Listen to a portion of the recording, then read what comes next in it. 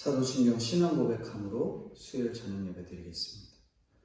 전능하사 천지를 만드신 하나님 아버지를 내가 믿사오며 그 외아들 우리 주 예수 그리스도를 믿사오니 이는 성령으로 잉태하사 동정녀 마리아에게 나시고 본디오 빌라도에게 고난을 받으사 십자가에 못 박혀 죽으시고 장사한 지 사흘 만에 죽은 자 가운데서 다시 살아나시며 하늘에 오르사 전능하신 하나님 우편에 앉아 계시다가 저리로서 산자와 죽은 자를 심판하러 오시리라. 성령을 믿사오며 거룩한 공회와 성도가 서로 교통하는 것과 죄를 사하여 주시는 것과 몸이 다시 사는 것과 영원히 사는 것을 믿사옵나이다. 아멘. 기도하겠습니다. 거룩하신 주님, 주님의 은혜와 사랑을 진심으로 감사합니다. 연약하고 나약하지만 늘 주님의 뜻을 벗어나 내 욕심과 내 뜻대로 살아갔던 저희들에게 예수님께서 친히 경고와 그 길이 아님을 말씀해 주시며 특별히 금주간 이스라엘의 종교 지도자들에게 경고의 말씀을 통하여 높은 자리를 내려오기를 말씀해 주시는 주님, 주님을 높여드리기보다 내가 늘 높이 앉기를 좋아했던 저희들의 욕심들을 주님께서 경고하사 그 자리를 내려놓고 믿음으로 걸어가기를 바라시는 주님의 말씀을 뜻을 깨닫고 말과 행함에 본이 되며 사람에게 보이려고 행동하지 아니하며 특별히 형제를 날마다 함께 믿음의 길로 걸어가기에 권면하고 사랑으로 대할 수 있는 저와 성도님들 될 수 있기를 간절히 소망하고 특별히 이 시간 로마서를 통해 귀한 믿음의 말씀들을 듣고 배울 터인데 아브라함과 이 글을 쓴 사도 바울을 통해 주시는 믿음의 길들을 잘 생각하고 따라가기에 부족함 없는 저와 성도님들 될 수 있도록 은혜를 함께하여 주시옵소서. 시종을 주님 아버지 앞에 맡겨드리오며 거룩하시고 은혜가 풍성하신 예수님의 이름으로 기도드리옵나이다. 아멘. 성경 말씀 보겠습니다. 성경 말씀은 로마서 4장 13절입니다. 로마서 4장 13절에서 25절까지 제가 공독해 드리겠습니다. 로마서 4장 13절. 아브라함이나 그 후손에게 세상의 상속자가 되리라고 하신 언약은 율법으로 말미암은 것이 아니요 오직 믿음의 의로 말미암은 것이니라. 만일 율법에 속한 자들이 상속자이면 믿음은 헛것이 되고 약속은 파기되었느니라. 율법은 진노를 이루게 하나니 율법이 없는 곳에는 범법도 없느니라. 그러므로 상속자가 되는 그것이 은혜에 속하기 위하여 믿음으로 되나니 이는 그 약속을 그 모든 후손에게 굳게 하려 하심이라. 율법에 속한 자에게뿐 아니라 아브라함의 믿음에 속한 자에게도 그러하니 아브라함은 우리의 모든 사람의 조상이다. 기록된 바 내가 너를 많은 민족의 조상으로 세웠다 하신 것 같으니 그가 믿은 바 하나님은 죽은 자를 살리시며 없는 것을 있는 것으로 부르시는 이시니라. 아브라함이 바랄 수 없는 중에 바라고 믿었으니 이는 내 후손이 이가 되리라 하신 말씀대로 많은 민족의 조상이 되게 하려 하심이라. 그가 백산화되어 자기 몸을 죽은 것 같고 사라의 태가 죽은 것 같음을 알고도 믿음이 약하여지지 아니하고 믿음이 없어 하나님의 약속을 의심하지 않고 믿음으로 견고하여져서 하나님의 영광을 돌리며 약속하신 그것을 또한 능히 이루실 줄을 확신하였으니 그러므로 그것이 그에게 의로 여겨졌느니라. 그에게 의로 여겨졌다 기록된 것은 아브라함만 위한 것이 아니요 의로 여기심을 받은 우리도 위함이니 곧 예수 우리 주를 죽은 자 가운데서 살리신 이를 믿는 자니라. 25절 같이 읽겠습니다. 예수는 우리가 범죄한 것 때문에 내줌이 되고 또한 우리를 의롭다 하시기 위하여 살아나셨느니라. 아멘. 오늘 로마서 4장 13절부터 25절까지 참 믿음에 대해서 살펴보고자 합니다. 처음에 우리 이 기독교 종교 개혁을 시작한 마틴 루터가 종교 개혁을 준비하고 계획하고 그 모든 일들을 진행하려고 했던 게 아니었습니다. 당시 교계에서 고쳐야 할 상황들을 자기가 이렇게 적어본 거죠. 그리고 95개의 조항을 써서 붙인 거예요. 그것이 교계에 대한 반역으로 몰려서 이 마틴 루터의 인생이 자꾸 쫓기는 인생이 되니 자기의 본의를 떠나서 개혁을 이루게 되었던 겁니다. 로마 교황청부터 시작해서 모두가 적대적으로 나오니까 루터 스스로도 굉장히 지친 거예요. 어려움이 크게 달하니까 스스로 용기를 잃어버린 거죠. 음식도 전혀 입에 대지 않고 누워만 있었는데 그때 굉장히 중요한 일이 있었는데 뭐냐면 이 마틴 루터의 부인이 마틴 루터 앞에 나타나서 상복을 입고 온 거죠. 그래서 루터가 누가 죽었느냐 물으니까 이 마틴 루터의 부인이 하나님은 죽었습니다 라고 대답했다는 거예요. 감히 그런 말을 하냐 그러면서 부인에게 화를 냈다는 거죠. 근데 부인이 대답한 말이 그게 뭐냐면 하나님이 살아계시다면 당신이 그렇게 낙심과 좌절 속에 있을 리가 없습니다. 그러니까 믿음 안에서 어서 일어나세요. 이 말을 했다는 거죠. 그리고 이 말을 들었던 이 마틴 루터가 다시 용기를 얻고 일어날 수 있었답니다. 이 내용 속에서 어떤 사람이 믿음 좋은 사람일까요? 참 믿음의 모델을 갖는 어려운 역경이 와도 벌떡이라는 사람이 믿음이 좋은 사람일까? 우리가 참 믿음의 모델을 갖는 것은 참으로 중요한 일이다 할 수 있습니다. 오늘 본문에서는 아브라함을 언급하고 있는데 우리가 믿음의 모델을 따라 살아갈 것이기 때문에 그런 거예요. 사도 바울은 하나님이 그 믿음을 의로 여기셨다는 아브라함을 참 믿음의 모델로 오늘 본문을 통해서 저희들에게 소개하고 있습니다. 참 믿음에 대한 내용으로 첫 번째로 상속자가 되는 믿음이라는 거예요. 저희가 이 로마서를 살피기 이전에 창세기 말씀을 봤는데 창세기 말씀에서 이 아브라함과 관련된 아브라함이 그의 아들을 낳기 위해 상속자에 대한 내용들을 쭉 언급드리면서 설교를 했던 적이 있는데 첫 번째로 참 믿음에 대한 내용으로 상속자가 되는 믿음에 대해서 언급을 합니다. 13절인데요. 13절 같이 읽겠습니다. 아브라함이나 그 후손에게 세상의 상속자가 되리라고 하신 언약은 율법으로 말미암은 것이 아니요 오직 믿음의 의로 말미암은 것이니라. 우리가 100% 죄인이라는 것을 깨닫고 믿음으로 이렇게 되면 하나님의 엄청난 축복을 받게 되지요. 그것은 상속자가 되는 축복입니다. 하나님을 믿는 사람은 온 세상을 그런 유산으로 상속받는 자가 되는 거예요. 오늘 저희가 하나님을 믿었다는 것은 이 모든 것이 오늘 우리에게 주어진 하나님의 재산이라는 거예요. 하나님은 율법을 주시기 전, 이 430년 전에 이 약속을 주셨어요. 이 약속은 내가 무엇을 지키면 받게 되는 게 아니라 하나님의 그런 일방적으로 주신 것이기 때문에 전혀 깨어질 수 없는 언약이라는 거죠. 14절 15절입니다. 만일 율법에 속한 자들이 상속자이면 믿음은 헛것이 됐고 약속은 파기되었느니라.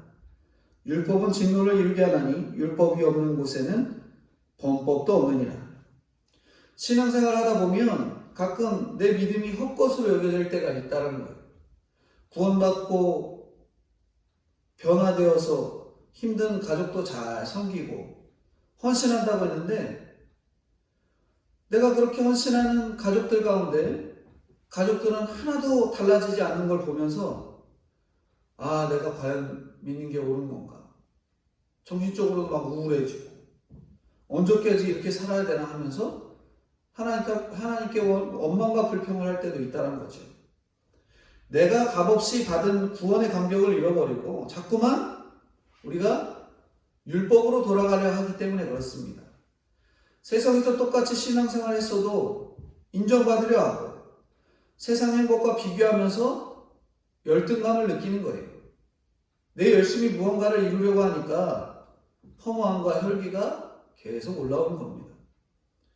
교회도 사랑이 없는 것 같고 내가 이렇게 열심히 하는데 식구들은 하나도 몰라주는 것 같죠. 이거 다 왜 그럴까요? 다 자기 열심 때문에 그런 거예요.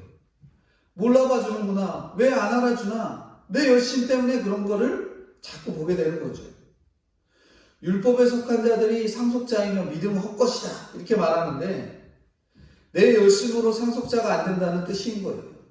내가 율법을 지키고 뭔가 열심히 해서 되는 게 아니라 믿음으로만 된다 말씀하는 것이죠. 그걸 모르고 있으니 신앙생활 하다 보니까 교회에서도 인간 승리를 외쳐가면서 고생하고 나갑니다. 여지껏 새벽 예배 한 번도 안 빠졌는데 비교의 대상이 되지 않는다고 말하고 나가는 거예요. 열심히 특심인 사람들은 삶에서 자꾸 불편함을 느끼고 다른 사람을 오히려 또 불편하게 만들지. 은혜로 돼야 되는데 화와 혈기가 펄펄 끓고 그렇게 나아가는 거예요. 결국 율법으로 진노를 이루고 있는 것입니다. 16절인데요. 그러므로 상속자가 되는 그것이 은혜에 속하기 위하여 믿음으로 되나니 이는 그 약속을 그 모든 후손에게 굳게 하려 하십니다. 율법에 속한 자들에게 뿐만 아니라 아브라함의 믿음에 속한 자에게도 그러하니 아브라함은 우리 모든 사람의 조상이다. 율법에 속한 자이든 믿음에 속한 자이든 구원은 반드시 필요합니다. 그러나 하나님 나라의 질서가 임하지 않으면 구원도 은혜도 임하지 않는 거예요. 세상에 속한 사람들은 하나님의 은혜가 무엇인지 모릅니다. 몰라요. 하나님의 은혜가 뭐예요? 하나님을 믿으십시오. 하나님 우리를 위해 이 땅 가운데 예수님을 보내주셨습니다. 말을 하면은 하나님이 왜 이 땅에 예수를 보내줘? 이해를 하지 못하고 받아들이지 못하고 무슨 소리인지도 모르는 거예요. 사도행전 21장 22절에 보면은 바울이 교회의 그런 핍박자로 살았던 자신이 예수 그리스도의 빛 앞에 엎드려지고 회심했던 사건들을 언급을 합니다. 빌립보서 3장 3절부터 4절에 하나님의 성령으로 봉사하며 그리스도 예수로 자랑하고 육체를 신뢰하지 아니하는 우리가 곧 할례파라. 그러나 나도 육체를 신뢰할 만하며 만일 누구든지 다른 이가 육체를 신뢰할 것이 있는 줄로 생각하면 나는 더욱 그러하리니. 바울에게도 육적으로 자랑할 것이 있다고 말합니다. 그 이후에 이제 빌립보 3장 5절 6절에 보면 나는 8일 만에 헬례를 받고 이스라엘 족속이요 베냐민 지파요 히브리인 중에 히브리인이요 율법은 바리새인이요 열심히는 교회를 박해하고 율법의 의로는 흠이 없는 자다. 이렇게 말해요. 바울로 말하면은 율법으로 말하면 누구도 따라올 사람이 없고 학문의 도시 다소 출신이고 석학이잖아요. 그러나 그 모든 똑똑함으로 예수 믿던 사람들을 어떻게 했다? 죽였다고 고백하고 있는 거예요. 우리가 육체를 쉽게 풀이하면 구원의 문제에 있어서 의지하고 싶은 그 무엇,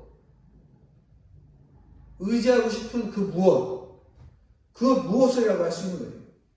우리가 어려서부터 세례받은 것, 어려서부터 내 부모님이 믿고 그래서 내가 그 교회에 나갔다는 것, 우리 집이 몇 대째 믿음의 가문인 것, 내가 어떤 사람보다 양심적인 것, 학벌이 좋고 교양이 좋고 그런 거 그렇게 자랑할 것이라면 오늘 본문을 쓴 이 사도 바울 따라갈 사람이 없는 거죠. 그러나 바울이 강조하는 것은 내가 풀무불에 들어가 보지 않으면 하나님의 그 은혜를 알 수가 없다. 성령의 불 안에 들어가지 않으면, 하나님을 만나지 않으면, 성경 말씀이 깨달아지지 않는 성령의 은혜가 없으면 도저히 알 수 없다는 거죠. 우리의 전통과 열심과 자랑거리는 죽을 병에 걸렸을 때 아무 도움이 안 됩니다. 내가 살아나고 상속자가 되는 길은 아브라함의 믿음에 속하는 것 뿐인 거예요. 16절에서는 아브라함을 모든 사람의 조상이라고 했고, 뒤에 17, 18절에서는 많은 민족의 조상이라고 했습니다. 아담이 인류의 조상이라면 아브라함은 믿음의 조상이죠. 인류의 조상, 믿음의 조상.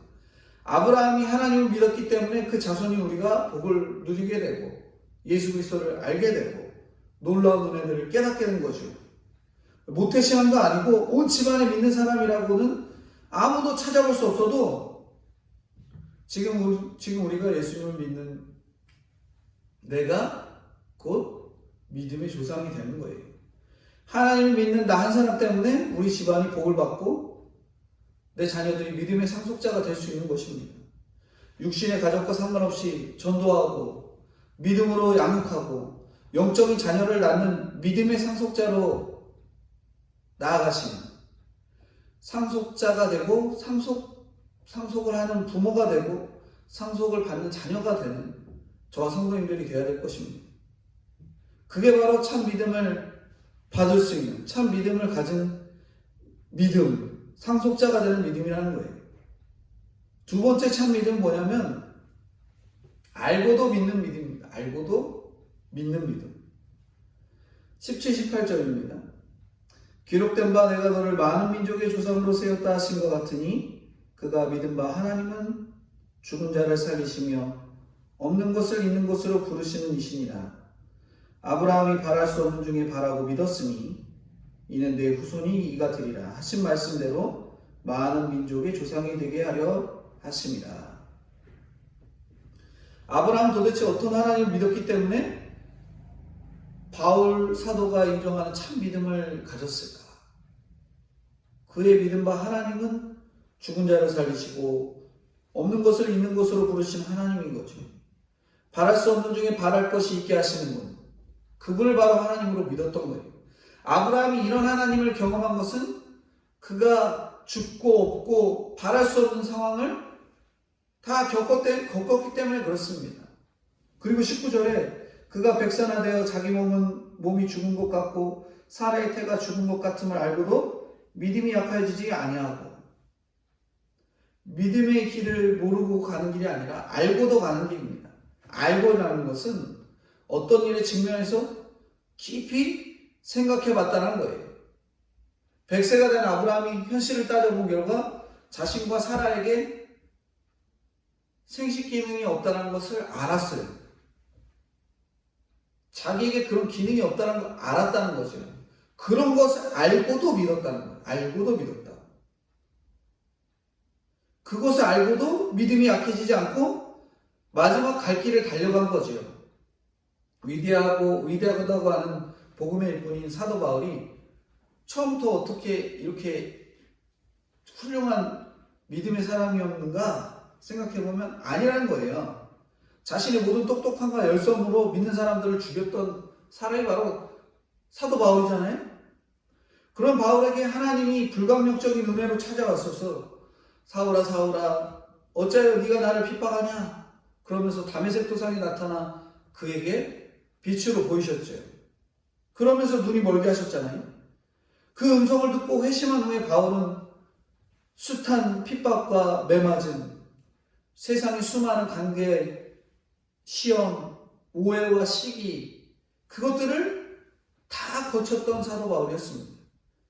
믿음의 조상인 아브라함은 꿈에도 소원은 뭐였을까요? 아브라함이 꿈에도 소원은 자식이었습니다.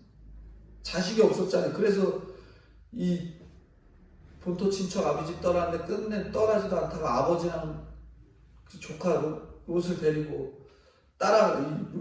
가잖아요. 그러니까 그 안에 자식이라는 이 소원이 그 안에 계속 자리 잡고 있었어요. 창세기 12장에 보면 아브라함은 내 후손을 주어 큰 민족을 이루게 하시겠다는 하나님의 약속의 말씀을 듣고 그때 갈대아우를 떠납니다. 창세기 12장 1절에 너는 너의 고향과 친척과 아버지의 집을 떠나 내가 네게 보여줄 땅으로 가라. 자식을 얻으려면 떠나야 할 고향과 친척과 아버지의 집이 있다라고 말하는 거예요. 그곳을 떠나 하나님이 보여주시는 땅으로 가야 하는 겁니다. 자식만 눈에 계속 들어와 있으니까 아브라함에게 하나님은 더 놀라운 대단한 후손에 대한 약속을 해주시는 거예요. 창세기 12장 2절부터 3절에 보면 내가 너로 큰 민족을 이루고 내게 복을 주어 내 이름을 창대하게 하리니 너는 복이 될지라. 너를 축복하는 자에게는 내가 복을 내리고 너를 저주하는 자에게는 내가 저주하리니 땅의 모든 족속이 너로 말미암아 복을 얻을 것이라 하신지라. 지나고 보니까 이 모든 약속이 다 이루어졌어요? 안 이루어졌어요? 다 이루어졌지요. 바다의 모래보다도 더 많은 믿음의 후손을 허락하십니다. 그에게서 다윗과 예수님이 나오고 지금도 전 세계의 인구 중에 수억이 넘는 그리스도인이 아브라함의 자손이 되었잖아요. 그렇지만 아브라함이 갈대아우를 떠나는 시점에서 이것이 믿어졌겠는가 생각해 보셔야 돼요. 믿음으로 떠났지만 믿기는 어려웠던 거예요. 기다림의 시간이 길어지니까 의심할 일이 많았어요. 의심했다라는 것은 마음이 나뉘어졌다는 거예요. 의심했다. 마음이 나뉘었다. 처음에는 하나님의 약속이 향해서 나의 온전한 생각이 향했다면 점점 시간이 지나니까 이 길이 아니고 혹시 이 길이 아닐까? 마음이 계속 나뉘어지는 거죠. 마음으로 다투는 것을 말합니다. 믿음과 불신은 백지장 한 장 차이예요. 그럼에도 택한 자는 믿음이 약해져도 하나님이 이끌어 가신다는 것을 아브라함의 삶을 통해서 볼 수 있는 거죠. 아브라함의 무수한 시행착오를 우리는 잘 기억하시죠. 기근이 오니까 어디 갔어요? 애굽으로 가갖고 바로 앞에서 자기 아내를 누이라고 하고 거짓을 하고 그래서 자기 아내 여러 민족의 어미로 약속된 사라를 이방 왕에게 동침하고 수종들 뻔하게 했던 아브라함. 또 어떻게 해요? 그렇게 믿음도 부족해 보이고 연약했던 아브라함. 나중에는 아들을 계속 안 준 것 같으니까 뭐예요? 자기 아내의 여종과 동침해서 이스마엘을 낳는. 이에 하나님은 아브라함에게 13년 동안이나 침묵을 하셨어요. 13년이 뚝딱 지나갑니다. 성경 안에서는. 왜 지나간 거예요? 하나님이 아브라함에게 침묵하셨던 거예요. 얼마나 무서운 침묵이에요. 아마 아브라함에게는 하나님께서 침묵하는 이 시기가 세상적으로 보면 굉장히 평안한 시기 같죠. 하나님이 침묵하시고 하나님이 개입 안 하는 세상 사건 속에서 내가 잘 먹고 잘 살면 굉장히 즐겁고 행복한 느낌이 들어요. 근데 막상 하나님이 개입하시면 내가 세상에 속하고 세상의 즐거움을 느꼈던 그 시기가 정말 두렵고 떨린 시기이죠. 거듭난 자녀 한 사람이 없는 거예요. 세상 가치관으로는 전혀 문제가 되지 않지만 아브라함에게는 일생일대의 두려운 시간이 그때였습니다. 갈등할 수밖에 없는 거죠.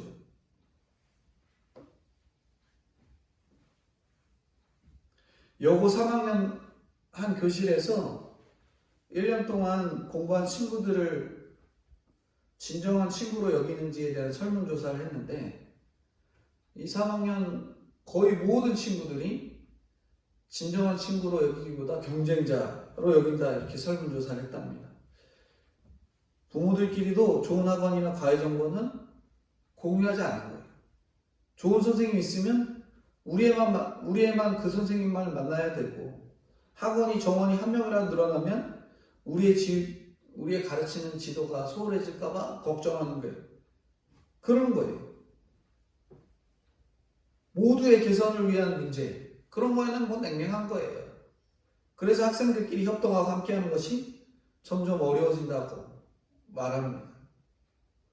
이런 일들이 팽배한 것이 우리의 현실이에요. 그럼에도 사태의 심각성을 느끼지 못하는 부모가 태반이라는 거죠. 교회 다니고 믿음이 있다고 하면서도 어떤 거예요? 자녀를 믿음의 상속자로 키워야 할 필요성을 전혀 느끼지 못하고 세상의 상속자로 키우려고만 노력하고 있다는 거죠. 그러나 택자는 이건 아닌데 하는 마음이 들어오는 거예요. 하나님을 믿고 약속의 말씀을 듣는 사람은 잘 먹고 잘 살면서도 스스로 이 길이 아닌데 영적인 위기를 감지하는 거예요.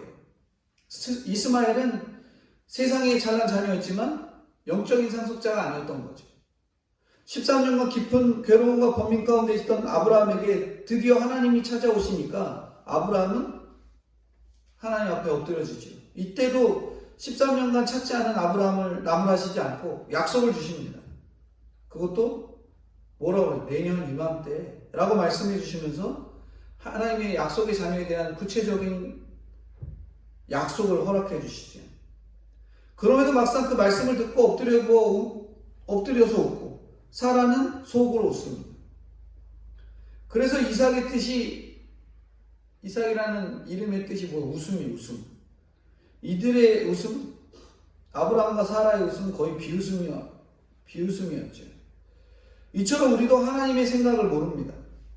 그 넓이와 깊이와 부여함을 알 수 없습니다.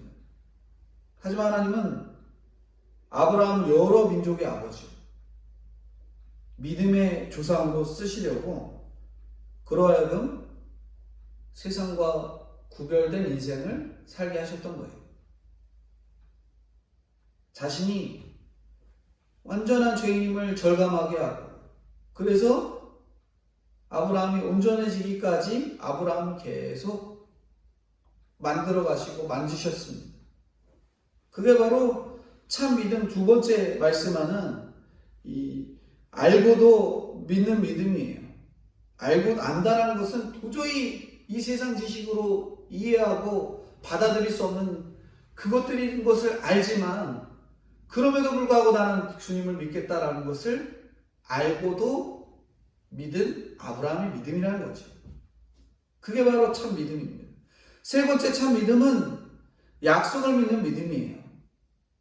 20절부터 22절인데요. 믿음이 없어 하나님의 약속을 의심하지 않고 믿음으로 견고해져서 하나님께 영광을 돌리며 약속하신 그것을 또한 능히 이루실 줄을 확신하였으니 그러므로 그것이 그에게 의로 여겨졌느니라. 아브라함의 믿음이 약해지지 아니하고 의심하지 않고 견고해지기까지 하나님은 그렇게 인내하고 계십니다. 오늘도 우리의 그 돌아오는 그 상황까지 기다리신 거죠. 내가 자랑할 곳이 하나도 없어서 온전히 하나님께 영광을 돌리게 하십니다. 내가 아무것도 없어도 하나님께 돌아오도록 주님은 기다리시는 거예요. 그래서 아들 낳는 일에 죽은 자와 같았던 아브라함이 25년을 기다려서 100세에 아들을 낳았더니 그가 몇 살까지 사냐면 175세까지 삽니다. 아들을 6이나 그 이후에 더 낳죠. 하나님의 사랑으로 찾아오셔서 물을 뿌려주시는데 내 밭이 흙밭인지 돌밭인지 내가 염려할 게 아닙니다. 돌밭에 뿌려주시는 물을 뿌려도 열매를 맺지 못합니다. 그래도 우리는 그것을 완성하시고 키워가시는 분이 주님이심을 알고 끝까지 신뢰하고 나가야 되는 거죠. 가정에 믿음의 상속자가 있는지 정말 우리가 생각해 봐야 됩니다. 심각하게 생각해야죠. 돈을 주고 집을 넘겨줄 일이 아니라 믿음을 남겨주고 있는지 우리가 생각해 보셔야 됩니다. 아브라함은 아무 공로가 없어요. 하나님을 부르시고 약속을 주시고 25년을 기다리게 하시고 마침내 약속을 이루셨습니다. 중요한 것은 그때마다 아브라함이 믿음으로 반응했다는 거죠. 오랜만에 나타나도 아브라함은 믿음으로 반응하는 거예요. 오랜만에 말씀하셔도 주님이 하신 그 말씀에 또 믿음으로 반응하는 겁니다. 우리의 할 일은 하나님이 연약한 나를 이끌어 가실 때마다 아브라함처럼 믿음의 반응을 보여야 되는 거죠.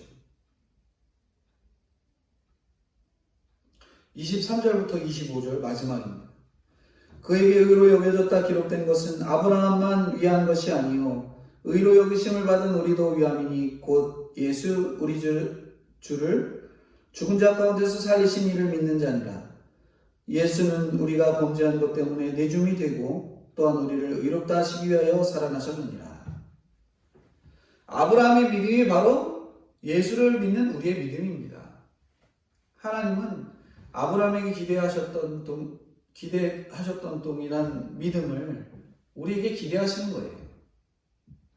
아브라함과 같은 믿음이 아니면 누가 2000년 전 골고다에서 흘린 예수님의 피가 영원한 생명을 준다는 것을 믿겠어요? 그와 같은 믿음이 아니라면 누가 보지도 않는 천국을 믿을까요? 보이지도 않는 천국을 믿을까요? 하나님의 약속을 믿는 것이 중요합니다. 하나님은 전능하시고 우리를 사랑하시는 분이시지만 우리의 그런 욕망을 채워주는 분이 아니라는 거예요. 그러나 약속하신 것은 말씀대로 반드시 이루시는 하나님이라는 거예요. 그래서 우리가 말씀 묵상이 중요합니다. 약속을 이루시기 때문에 약속을 잘 알아야지 약속을 모르면 하나님이 우리에게 무엇을 준비하셨는지 전혀 깨달을 수 없는 거예요. 그래서 교회 말씀을 들어놔야 되고 필요한 성경 말씀을 읽어야 되는 거고 성경 말씀을 듣고 읽고 묵상한 대로 기도해야 되는 거예요. 그래야지 내가 가야 할 방향과 길과 방향성이 보이기 시작하는 거죠. 말씀을 봐야 약속이 무엇인지 보이는 겁니다. 그래서 믿음이 더욱 견고해져야 되는 거죠. 그래서 우리가 약속의 말씀만이 우리를 살릴 길임을 깨닫는 것이 참 믿음의 길이라는 거예요. 세 번째는 약속을 믿는 믿음입니다. 오늘 세 가지로 말씀을 전해드렸어요. 참 믿음은 상속자가 되는 믿음, 그리고 알고도 끝까지 믿는 믿음, 약속을 믿는 믿음에 대해서 말씀을 전해드렸습니다. 이 말씀 기억하시고 우리가 참 믿음, 주님이 우리를 위해 약속하고 계획하고 준비된 그 모든 믿음을 믿으시고 상속자로서 상속을 해야 될 자로서 상속받을 자로서 그 역할을 감당하시고 알고도 도저히 믿어지지 않는 그런 상황임을 알고도 끝까지 주님이 하신 말씀에 믿음으로 반응하고 끝까지 약속하신 일에 완성하실 것, 성경 말씀 그대로 이루실 것을 믿는 저와 성도님들이 되어야 될 것들을 참 믿음이라는 말씀을 통해서 저희들에게 말씀해 주고 계십니다. 기도하겠습니다. 걸어가신 주님, 은혜와 사랑을 진심으로 감사합니다. 우리는 육신의 자식을 인생의 목적으로 놓고 그것 때문에 고생하고 마음이 쓰리지만 하나님은 저희와 자녀를 믿음의 상속자로 세운다고 하십니다. 우리가 믿음의 상속자가 되기 위해 참 믿음을 갖는 저희들이 되게 하여 주옵시고 아브라함이 아들을 낳으려고 죽은 자 같았던 것처럼 오늘 우리도 우리의 기도를 들어주시지 않으니 하나님을 원망하고 불평하며 죽은 자같이 살아왔던 연약한 저희들의 믿음을 불쌍히 여겨 주옵소서.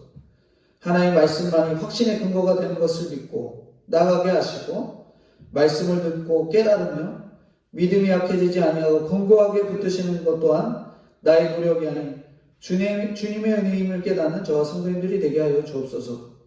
저희를 믿음의 상속자로 세우시고 가정의 믿음의 조상이 되게 하시기 위해서 아브라함처럼 많은 일을 겪게 하시니 감사합니다. 그 많은 일 속에서 우리는 주님의 부르시는 말씀에 믿음으로 반응하며 들으며 네 따르겠습니다 믿음으로 반응할 수 있는 저와 성도님들이 될 수 있도록 은혜로 함께하여 주시고 인도해 주옵소서. 오늘도 믿음의 능력을 경험하는 저희들이 되게 하시고 저희가 죽은 후에도 주님이 저희 각자의 가정을 반드시 믿음의 가정으로 이루어지시길 소망하오니 주님 함께하여 주시고 인도해 주옵소서. 특별히 기도하는 것은 코로나 가운데 온라인 예배로 여겨지고 예배로 드려지고 특별히 세상의 이 규정에 따라 교회들이 끊임없이 지켜야 되는 상황이 있습니다. 주님 바이러스의 전파가 교회로 인해 되지 않도록 교회는 세상의 법도 따르며 지키어서 그것으로 인해 교회 안에서의 코로나 전파가 없도록 주님 은혜로 붙들어 주시고 함께 해주시고, 특별히 이 백신이 개발되어 이 코로나의 환경이 얼른 벗어질 수 있도록 도와주셔서 믿음의 일이 자유롭게 하시고 성도들과의 믿음의 교제가 자유로워질 수 있는 은혜로 함께하여 주옵소서. 차별금지법이든 낙태허용법이든 주님께서 기뻐하시지 않는 세상 법들임을 반드시 저희는 압니다. 그럼에도 불구하고 기도하지 못하고 엎드려지지 못하고 간절히 기도하지 못했던 저희들의 연약함 불쌍히 여기시고, 지금이라도 깨달은 이 세상의 법들, 주님의 뜻에 어긋난 이 법들이 제정되지 않도록 눈물로 기도하는 저와 성도들 될 수 있도록 은혜로 함께하여 주시고 인도해 주옵소서. 감사드리오며 거룩하시고 은혜가 풍성하신 예수님의 이름으로 기도드리옵나이다. 아멘. 광고 말씀드립니다. 광고는 돌아오는 주일까지 특별한 이 코로나, 더 크게 일어나는 코로나 큰 일들이 벌어지지 않는 이상 금주 주일은 이 대면 예배를 준비하려고 합니다. 특별히 교회에서 철저하게 방역을 하고 지정된 위치를 지정해 놓고, 그리고 뭐 음식이나 이런 걸 취식하지 않고, 그래서 오랜만이라도 얼굴을 만나서 말씀을 듣고 귀한 예배가 드려질 수 있도록 남은 주간도 기도해 주시고, 더 크게 확진자가 일어나지 않도록 눈물로 기도하셔서 대면 예배가 이루어질 수 있도록 준비하시는 저와 성도님들이 다 되어야 되겠습니다. 주님 가르쳐 주신 기도로 예배 마치겠습니다. 하늘에 계신 우리 아버지여, 이름이 거룩히 여김을 받으시오며 나라의 임하옵시며 뜻이 하늘에서 이루어진 것 같이 땅에서도 이루어지이다. 오늘날 우리에게 일용할 양식을 주옵시고, 우리가 우리에게 죄 지은 자를 사하여 준 것 같이 우리의 죄를 사하여 주옵시고, 우리를 시험에 들게 하지 마옵시고 다만 악에서 구하옵소서.